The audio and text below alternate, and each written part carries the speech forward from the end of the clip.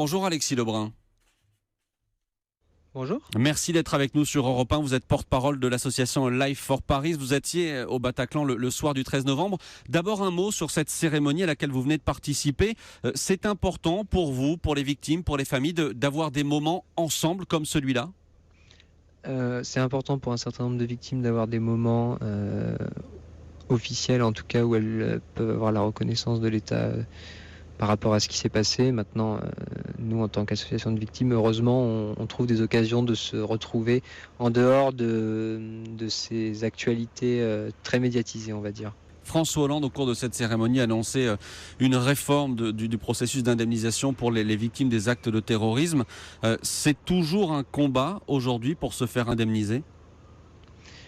Alors j'ai envie de vous dire, ça dépend pour qui, ça dépend comment vous vous y prenez, ça dépend de beaucoup de choses en fait. Voilà, ça peut être effectivement le parcours du combattant parce que voilà, il faut prouver un certain nombre de choses, produire un certain nombre de preuves. Le fonctionnement est forcément hyper transparent, il peut être extrêmement mal vécu par effectivement les victimes parce que voilà, devoir prouver qu'on a été victime, voilà, ça peut rajouter au trauma.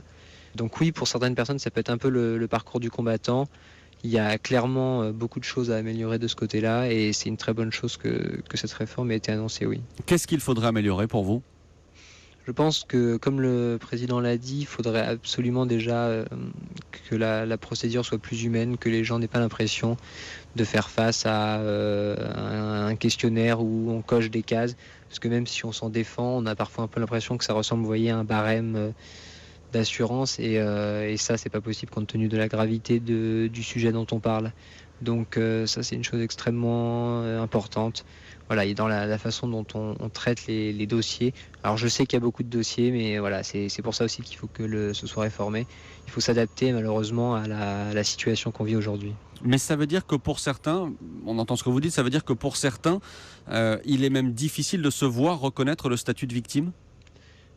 Oui, évidemment, c'était déjà le cas le 13 novembre, puis pour les terrasses et pour le Stade de France, parce que quand vous êtes au Bataclan, vous avez a priori un billet qui prouve que vous y étiez, donc c'est relativement simple. Mais quand vous étiez simplement près du Stade de France ou à une terrasse, voilà, comment vous évaluez la distance voilà, entre une personne qui est victime et une personne qui ne l'est pas. Et évidemment, ce problème a été amplifié à Nice, où vous connaissez le nombre de personnes qu'il y avait sur la promenade au moment de l'attentat. Voilà, ça représente des dizaines de milliers de personnes. Et évidemment, le critère entre une personne qu'on considère victime et une autre qu'on ne considère pas victime, ça peut être extrêmement flou et considéré comme arbitraire forcément. Donc, sujet à débat.